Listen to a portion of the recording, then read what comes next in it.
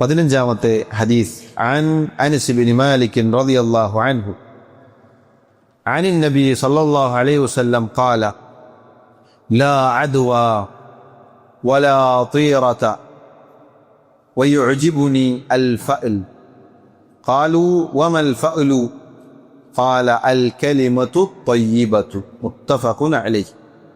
Anas bin Malik റളിയല്ലാഹു അൻഹു അദ്ദേഹം റിവായത്ത് ചെയ്യുന്നു, അല്ലാഹുവിൻ്റെ റസൂൽ സല്ലല്ലാഹു അലൈഹി വസല്ലം പറഞ്ഞു, ലാ അദ്വ. ലാ അദ്വ എന്ന് പറഞ്ഞാൽ രോഗം പകരുകയില്ല. വലാ തിയറക, തിയറത്തില്ല. അദ്വ ഇല്ല, തിയറത്തില്ല. തിയറത്ത് എന്ന് പറഞ്ഞാൽ പക്ഷിശാസ്ത്രം. ഇത് രണ്ടും ഇല്ല. വയുഅ്ജിബുനി അൽ ഫഅൽ, എന്നാൽ എനിക്ക് അൽ ഫഅൽ അത് ഇഷ്ടമാണ്. ഖാലു, സഹാബത്ത് ചോദിച്ചു, വമൽ ഫഅൽ, എന്താണ് നബിയെ അൽ ഫഅൽ എന്ന് പറഞ്ഞാൽ? ഖാല, അവിടുന്ന് പറഞ്ഞു, അൽ കലിമത്തു ത്വയ്യിബ, നല്ല വാക്കാകുന്നു. ഈ ഹദീസിൽ സഹോദരങ്ങളെ, അൽ അദ്വ രോഗം പകരുകയില്ല എന്ന് റസൂലുള്ളാഹി സ്വല്ലല്ലാഹു അലൈഹി വസല്ലം പറഞ്ഞത് എന്താണ് അതിൻ്റെ ഉദ്ദേശം? ജാഹിലിയത്തിലൊരു വിശ്വാസമുണ്ട്, ഒരു രോഗം അത് സ്വമേധയാ പകരുന്നതാണ് എന്നാണ് അവർ വിശ്വസിക്കുന്നത്. രോഗം സ്വമേധയാ പകരും. ഈ വിശ്വാസം തെറ്റാണ് എന്നാണ് നബി സല്ലല്ലാഹു അലൈഹി വസല്ലം പറഞ്ഞത്. ലാ അദ്വ, അദ്വ ഇല്ല. അഥവാ ഒരു രോഗം അതിന് പകരാൻ സാധിക്കുകയില്ല. മറിച്ച് അല്ലാഹു സുബ്ഹാനഹു വ തആല അവൻ ഉദ്ദേശിച്ചാലാണ് ഒരു രോഗം മറ്റൊരാളിലേക്ക് നീങ്ങുക. പകർച്ചവ്യാധി എന്ന് പൊതുവെ നമ്മൾ പറയും. പകർച്ചവ്യാധി എന്ന് പറഞ്ഞാൽ ആ രോഗം സ്വമേധയാ പകരുന്നതല്ല, മറിച്ച് അല്ലാഹു സുബ്ഹാനഹു വ തആല ഉദ്ദേശിക്കുന്ന ആളുകളിലേക്കാണത് നീങ്ങുക. നമുക്ക് തന്നെ പലപ്പോഴും അനുഭവം ഉണ്ടാവും. ഒരു നാട്ടിൽ 100% ഒരു പകർച്ചവ്യാധി വന്നെന്ന് പറയുമോ? ഇല്ല, ചില ആളുകൾക്ക് ഉണ്ടായിട്ടുണ്ടാവില്ല. ഒരു വീട്ടിൽ താമസിക്കുന്ന ആളുകൾക്ക് തന്നെ ചിലപ്പോൾ ഉണ്ടാവില്ല. എന്നാൽ ഒരുപാട് ആളുകൾക്ക് അത് വന്നിട്ടും ഉണ്ടാകും. രോഗം നേർക്ക് നേരെ രോഗമല്ല അത് ചെയ്യുന്നത്, മറിച്ച് അല്ലാഹു സുബ്ഹാനഹു വ തആല ഉദ്ദേശിച്ചാൽ അവൻ്റെ ഖദറുമായി ബന്ധപ്പെട്ട കാര്യമാണ്. അവൻ്റെ ഖദറിലുണ്ടെങ്കിൽ അത് മറ്റൊരാളിലേക്ക് പകരും, മറ്റൊരാളിലേക്ക് നീങ്ങും. അപ്പം ഇങ്ങനൊരു വിശ്വാസത്തെ പൊളിച്ചു കളയുകയാണ്. വലാ തിയറത, തിയറത്തില്ല. തിയറത്തില്ല എന്ന് പറഞ്ഞാൽ ശകുനം നോക്കുക, പക്ഷിശാസ്ത്രം, ഇതൊക്കെയാണ് ആ വാക്കിൻ്റെ അർത്ഥം. പഴയ കാലത്തൊരു രീതി ഉണ്ടായിരുന്നു. എവിടേക്കെങ്കിലും യാത്ര തിരിക്കണമെങ്കിൽ അവർ പക്ഷിയെ പറപ്പിക്കും. അപ്പം അവർ ഉദ്ദേശിച്ച ദിശയിലേക്ക് അത് പറന്നാൽ യാത്ര ശുഭകരം തുടരും. ഇനി അതല്ല, മോശമായൊരു അവസ്ഥയാണ്, അവർ ഉദ്ദേശിക്കാത്ത രൂപത്തിലാണ് പറന്നു പോയത് എങ്കിൽ യാത്ര നിർത്തിവെക്കും. യാത്ര ശുഭകരമാവുകയില്ല എന്ന നിലക്ക് അത് നിർത്തിവെക്കും. ഇത് ഇല്ല, ഇങ്ങനൊരു സംഭവം ഇസ്ലാമികമല്ല, ഇസ്ലാമിൻ്റെ വിശ്വാസമല്ല, ഇത് ദീനല്ല, ഇത് നമ്മുടെ തൗഹീദിന് കോട്ടം വരുത്തുന്ന കാര്യമാണ് എന്നാണ് പറഞ്ഞു വന്നത്. മറ്റൊരു ഹദീസിൽ നമുക്ക് കാണാം, ലാ അദ്വ വലാ തിയറത വലാ ഹാമത വലാ സഫർ. അദ്വ, തിയറ, ഇത് രണ്ടും കൂടെ മനസ്സിലാക്കി. ഇത് രണ്ടുമില്ല.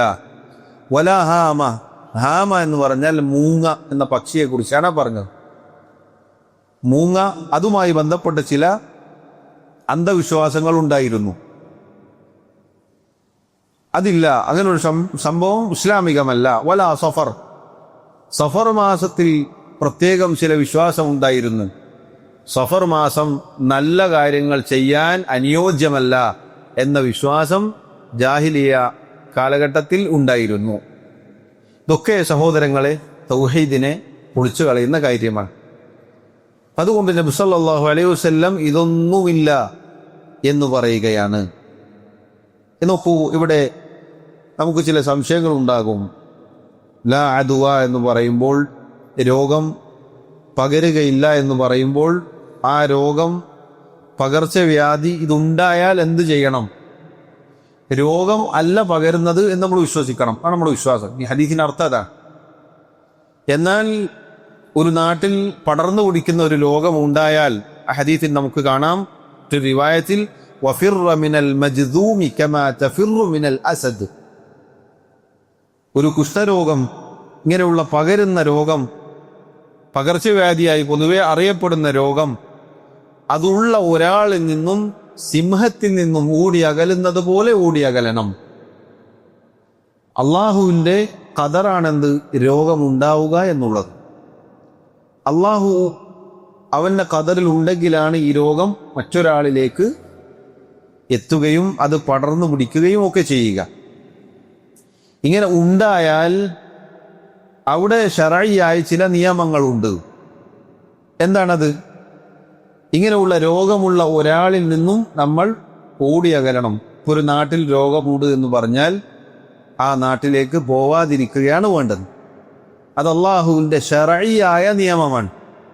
ഒരു അപകടം ഉണ്ട് എന്ന് പറഞ്ഞാൽ നമ്മൾ അവിടത്തേക്ക് പോവാൻ പാടില്ല. എന്തുകൊണ്ട്? അപകടമുണ്ടാവുക എന്നത് അള്ളാഹുവിൻ്റെ കൗനിയായ, അവൻ ഖദറാക്കിയ ഒരു കാര്യമാണ്, അവൻ്റെ തീരുമാനത്തിലുള്ളതാണ്. എന്നാൽ അപകടമുള്ള ഒരു സ്ഥലത്തേക്ക് പോകരുത് എന്നതോ അള്ളാഹുവിൻ്റെ ശറഈയായ മതനിയമമാണ്. ഒന്നുകൂടി വ്യക്തത. ഈ തിന്മകളൊക്കെ, നാട്ടിൽ ഒരുപാട് തിന്മകളുണ്ട്. ഇതെന്താണ്? അള്ളാഹുവിൻ്റെ പ്രാപഞ്ചികമായ നിയമമാണ്. തിന്മകളുണ്ടാവും. ഇബ്ലീസ്, പിശാചി, ശൈത്താൻ, ഇതൊക്കെ എന്താണ്? ഇത് അനിഷ്ടമായ ഒരു കാര്യമാണ്, അനിഷ്ടകരമായ കാര്യമാണ്, നല്ല കാര്യങ്ങളല്ല. പക്ഷെ ഇത് അള്ളാഹു പ്രപഞ്ചത്തിൽ നിശ്ചയിച്ചാൽ ഇതുണ്ടാവും. എന്നാൽ അള്ളാഹു ശറഅാക്കി, അള്ളാഹു മതനിയമമാക്കിയ കാര്യങ്ങൾ, അതിൽ അള്ളാഹുവിന് ഇഷ്ടമല്ലാത്തത് ഉണ്ടാവോ, അല്ലെങ്കിൽ നല്ലതല്ലാത്തുണ്ടാവോ? ഉണ്ടാവില്ല.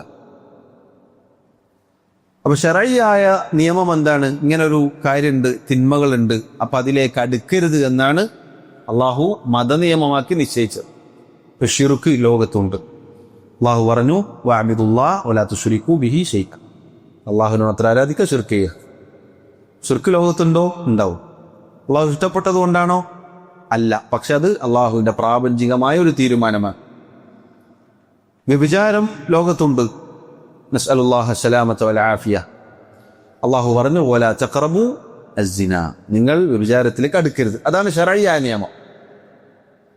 എന്നതുപോലെ ഇങ്ങനെ രോഗം ഉണ്ടാവലും അത് പടർന്നു പിടിക്കലും അള്ളാഹുവിൻ്റെ തീരുമാനമാണ്. അവിടെ ശറഈയായ നമ്മൾ ചെയ്യേണ്ട കാര്യം എന്താണ്? അവിടുന്ന് ഓടി അകലുക, അങ്ങോട്ടേക്ക് പോവാതിരിക്കുക, അവിടുന്ന് ആളുകൾ ഇങ്ങോട്ടേക്ക് വരാതിരിക്കുക. അതുപോലെ തന്നെ നബി സല്ലല്ലാഹു അലൈഹി വസല്ലം പറഞ്ഞ മറ്റൊരു ഹദീസ് കാണാം, ലാ യൂരിദന്ന മുംരിദുൻ അലാ മുസിഹിൻ. ആരോഗ്യമുള്ള ഒരാളുടെ അടുക്കലേക്ക് രോഗിയായ ഒരാളെ കൊണ്ടുവരരുത്. ഇതൊക്കെയാണ് നമ്മൾ ശറഈയായി ചെയ്യേണ്ടത്. അപ്പോൾ ഒരു രോഗമുണ്ട്, അപ്പോൾ അതിനനുസരിച്ചുള്ള പ്രതിരോധങ്ങൾ സ്വീകരിക്കലും അങ്ങോട്ടേക്ക് പോവാതിരിക്കലും. നമ്മൾ ഒരുപാട് കാലം മാസ്ക് ഇട്ട് നടന്നിട്ടില്ല, അതൊക്കെ എന്താണ്? അതിൻ്റെ ഭാഗമാണ്.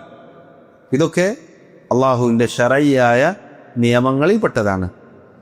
ഇതാണ് ആ വിഷയത്തിൽ നമ്മൾ മനസ്സിലാക്കേണ്ടത്. രോഗം തന്നെ പകർന്നു എന്ന് നമ്മൾ പറയാനോ വിശ്വസിക്കാനോ പാടില്ല. അതിന് സാധിക്കുകയില്ല. വേറെ ചില റിവായത്തിൽ കാണാം, ഒട്ടകവുമായി ബന്ധപ്പെട്ട് ഒട്ടകത്തിന് ഇതുപോലെ പടരുന്നുണ്ടല്ലോ നബിയെ എന്ന് ചോദിച്ചപ്പോൾ നബി സല്ലല്ലാഹു അലൈഹി വസല്ലം പറഞ്ഞു, ആദ്യം ആരാണ് ആ ഒട്ടകത്തിന് രോഗം കൊടുത്തത്? ആദ്യം വന്ന ഒരാളുണ്ടാവില്ലേ, അതിലോടത്ത് പകർന്നാണോ? അല്ല. അത് അള്ളാഹു ഉദ്ദേശിച്ചപ്പോൾ വന്നതാണ്. പിന്നീട് അത് അള്ളാഹു ഉദ്ദേശിക്കുന്ന ആളുകൾക്കൊക്കെ സംഭവിക്കും. അപ്പോൾ ചിലപ്പോൾ ഒരു നാട് മൊത്തമായിരിക്കും, അത് ലോകത്ത് മൊത്തം ഉണ്ടാവും. കോവിഡ്, കൊറോണ എന്തെങ്കിലും എല്ലാ സ്ഥലത്തും ഉണ്ട്. അതായത് ചില കാര്യങ്ങൾ, ഇപ്പോൾ മഞ്ഞപ്പിത്തം പോലുള്ള രോഗം, അത് ചിലപ്പോൾ ചില നാട്ടിലായിരിക്കും. അപ്പം ഇങ്ങനെ ഉണ്ടാകും. വേറെ നമ്മൾ വിശ്വസിക്കണം. നമ്മൾ വിശ്വാസം തകർന്നു പോകരുത് എന്നതിനാണ് ഈ പറഞ്ഞ നിയമങ്ങൾ പഠിപ്പിക്കപ്പെടുന്നത്. അതുപോലെ തിയറത്ത് എന്നത് സഹോദരങ്ങളെ, അത് ശകുനം നോക്കുക, പക്ഷി ശാസ്ത്രം, ഇതുപോലെയുള്ള കാര്യങ്ങൾ നമ്മുടെ തവക്കുലിനെ പൊളിച്ചു കളയുന്ന കാര്യമാണ്. നമുക്ക് ഒരു മുസ്ലിം ബിസ്മില്ലാ തവക്കൽതു അലല്ലാഹ് വലാ ഹൗല വലാ ഖുവത ഇല്ലാ ബില്ലാഹ് എന്ന് പറഞ്ഞിട്ടാണ് വീട്ടിൽ നിന്ന് ഇറങ്ങേണ്ടത്. പക്ഷി വലത്തോട്ട് പോകട്ടെ, ഇടത്തോട്ട് പറക്കട്ടെ, ഇനി തലതിരിഞ്ഞ് പറക്കട്ടെ, ഒരു മുസ്ലിമിന് ഇതൊന്നും ബാധിക്കുന്നില്ല. ഇതൊന്നും ഒരു മുസ്ലിമിൻ്റെ ഒരു കാര്യം ചെയ്യുന്നതിൽ നിന്നും അവനെ തടയാനുള്ള കാര്യമല്ല. ചിലപ്പോൾ പല്ലി ശബ്ദിച്ചാൽ പറയും എന്തോ കാര്യമുണ്ട്. മൂങ്ങ രാത്രി കരഞ്ഞാൽ അതേപോലെ വലഹാമ, മൂങ്ങയുമായി ബന്ധപ്പെട്ട പല വിഷയങ്ങളുമുണ്ട്, പല വിശ്വാസങ്ങളും പഴച്ച വിശ്വാസങ്ങളുമുണ്ട്. ഇതൊന്നും ഇല്ല എന്ന് നബി സല്ലല്ലാഹു അലൈഹി വസല്ലം പറയുക. നമ്മുടെ വിശ്വാസത്തെ തകർത്ത് കളയും. നോക്കൂ, അള്ളാഹുവിൽ ഭരമേൽപ്പിച്ച് തവക്കുൽ ചെയ്ത് പുറത്തേക്ക് ഇറങ്ങേണ്ട ഒരാൾ ഇത്തരം മൃഗങ്ങളിൽ, ഇതുപോലെയുള്ള പക്ഷികളിൽ അവലംബം അർപ്പിക്കുകയാണ്. പല്ലി ശബ്ദിച്ചാൽ ദുശകുനം, പൂച്ച കുറുകെ ചാടിയാൽ എന്തോ മുസീബത്ത് വരാനുണ്ട് എന്ന് പറഞ്ഞ് ചില ആളുകൾ പിന്നെ അങ്ങോട്ട് യാത്ര ചെയ്യില്ല, അവിടെ വണ്ടി നിർത്തും, വേറെ ആരെങ്കിലും പോട്ടെ എന്ന് വിചാരിച്ചിട്ട്. സഹോദരങ്ങളെ, ബുദ്ധിയുള്ള ഒരാൾ എന്താണ് ചിന്തിക്കേണ്ടത്? പല്ലിക്ക് അങ്ങനെ ശബ്ദിക്കാൻ അള്ളാഹു അതിന് കൊടുത്ത് അങ്ങനെയാണ്, അതിന് അള്ളാഹു അങ്ങനെയാണ് പഠിച്ചത്. പൂച്ച കുറുകെ ചാടുന്നത് അതിന് പോകാൻ തിരക്കുണ്ടെന്ന് കേൾക്കുക, അതിന് പോകാൻ കൂടെ നമ്മൾ പോവുക. ഞാൻ നമ്മൾ ചെയ്യേണ്ടത്. അതും നമ്മുടെ ഖൈറും ഷറുമായി എന്ത് ബന്ധമാണുള്ളത്? എന്തു ബന്ധമാണുള്ളത്? ഒരു ബുദ്ധിയില്ലാത്ത, വിവരമില്ലാത്ത, വിവേകബുദ്ധിയില്ലാത്ത ഈ ചെറിയ മൃഗങ്ങൾ നമ്മുടെ ജീവിതത്തിൽ എന്ത് സ്വാധീനമുണ്ടാക്കാനാണ്? എന്ത് സ്വാധീനമുണ്ടാക്കാനാണ്? ഒരുപാട് സംഗതികൾ നാട്ടിൽ ഇത് വ്യാപകമായി നമുക്ക് കാണാം. നമുക്ക് ഇതര മതസ്ഥരിൽ നിന്ന് വന്നതാണ്. അപ്പം എന്തെങ്കിലും ഒരു നല്ല കാര്യം പെട്ടെന്ന് കരണ്ട് പോയി, അപ്പോൾ അതിലെന്തോ പ്രശ്നമുണ്ട്, പിന്നെ അതിനെപ്പറ്റി ആലോചിക്കും. അതിനെപ്പറ്റി ഒരുപാട് ചർച്ചകളും ആളുകളൊക്കെ വന്ന് അതിൻ്റെ മൂലകളൊക്കെ ഒന്ന് പരിശോധിച്ച് എത്ര വീടുകൾ പണിഞ്ഞ് എല്ലാം ശരിയായിക്കാനാ പറയുക. അതിൻ്റെ കട്ടിൽ ചെറിയ പ്രശ്നമുണ്ട്, അത് പൊളിക്കും. ചിലപ്പോൾ അടുപ്പ് അത് തല തിരിഞ്ഞു പോയി എന്ന് പറഞ്ഞ് അടുപ്പ് പൊളിക്കും. ഇങ്ങനെ ധാരാളം നാട്ടിൽ നമുക്ക് കാണാം. നാട്ടിൽ പ്രത്യേകിച്ച് ഈ ഇസ്മിൻ്റെ ഉസ്താദുമാരെന്ന് പറഞ്ഞ കുറച്ച് ആളുകളുണ്ട്, തനിച്ച സാഹിറന്മാർ, സിഹിറിൻ്റെ പണിയെടുക്കുന്ന ആളുകൾ, ഒരു ഉറുക്കും മേലസും ഇതൊക്കെ കെട്ടിക്കൊടുക്കുന്ന ഈ ജാതി ആളുകളാണ് പണിക്കന്മാരെ പോലെ പോയിട്ട് നോക്കുക. അപ്പോൾ അവൻ്റെ കട്ടിൽ നിൽക്കുക, അതിൻ്റെ നൃത്തം ചെറിയ പ്രശ്നമുണ്ട്, അത് നേർക്ക് നേരെ കാറ്റ് വരുന്നില്ല. കാറ്റ് പല ഭാഗത്തുകൊണ്ടും വരൂലേ, അതിൽ നമ്മൾ സൈറും ഷെറും തീരുമാനിക്കാനുണ്ടോ? ഒക്കെ ധാരാളമായി ഇങ്ങനെയുള്ള ശകുനം നോക്കൽ സഹോദരങ്ങളെ നാട്ടിലുണ്ട്, പൊതുവെ ആളുകൾക്കിടയിലുണ്ട്. ചിലപ്പോൾ നമുക്കും നമ്മുടെ മനസ്സിലേക്ക് തോന്നിപ്പോകാറുണ്ട്, വമാ മിന്ന ഇല്ല,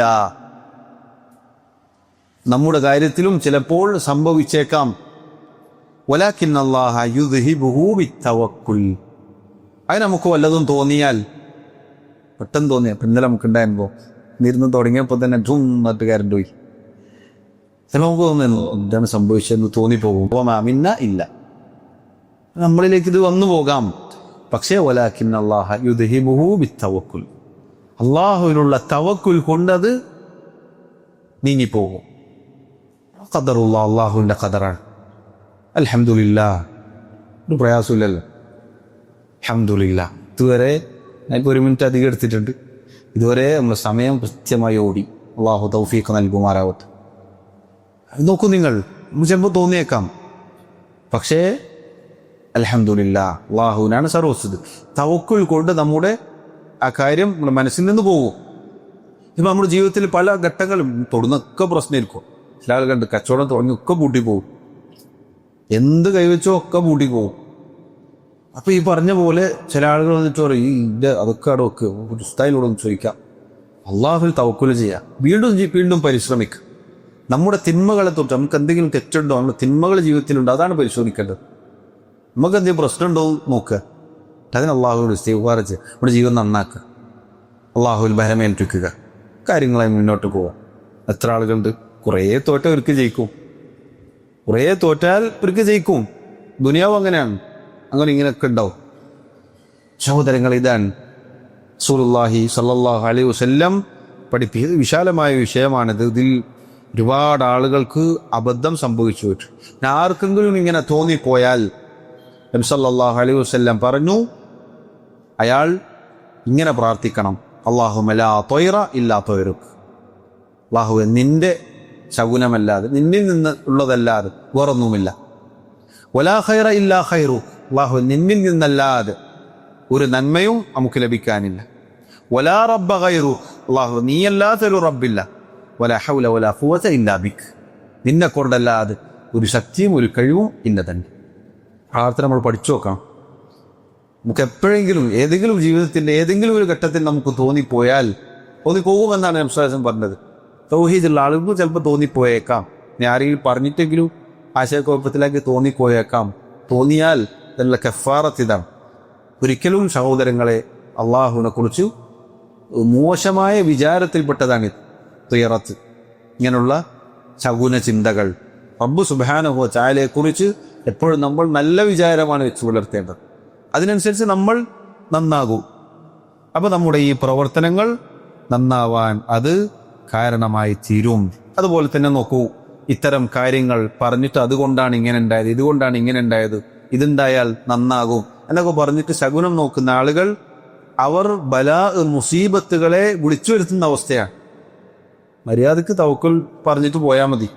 പക്ഷെ അത് പറയാതെ ഇങ്ങനെയുള്ള മുസീബത്തുകൾ പറഞ്ഞിട്ട് ചിലപ്പോൾ അയാളുടെ ജീവിതത്തിലേക്ക് അങ്ങനെയുള്ള ആളുകളിൽ നിന്നും നമുക്ക് കാണാൻ സാധിക്കും. ചില റിവായത്തിൽ വന്നതുപോലെ അൽ ബലാഉ മുവക്കലും ബിൽ ഖൗൽ, പരീക്ഷണം എന്നത് വാക്കിൽ ബരമേൽപ്പിക്കപ്പെട്ടിരിക്കുന്നു. ചിലപ്പോൾ ഉണ്ടല്ല അള്ളാഹ് അടിയിട്ടൊളി എന്ന് വിചാരിച്ചും പോയാൽ അപ്പം അടിയിട്ടും. ചിലപ്പോൾ അള്ളാഹുവിൻ്റെ ഖദർ യോജിച്ചു വന്നാൽ അങ്ങനെയാണ്. ചില ആളുകൾ പഞ്ചറാവോ ഓടിക്കൊണ്ടിരിക്കുമ്പോൾ വെറുതെ ചിലപ്പോൾ അപ്പുറത്ത് എന്തെങ്കിലും അപകടത്തിൽ ഇങ്ങനെ സംഭവിച്ചത് ഒരുപാട് കാണാം. എപ്പോഴും അള്ളാഹുവിൽ നല്ല വിചാരം വിചാരിച്ച് അള്ളാഹുവിൽ തവക്കുൽ ചെയ്ത് പുറത്തേക്ക് ഇറങ്ങുക, നമ്മുടെ കാര്യങ്ങൾ ചെയ്യുക.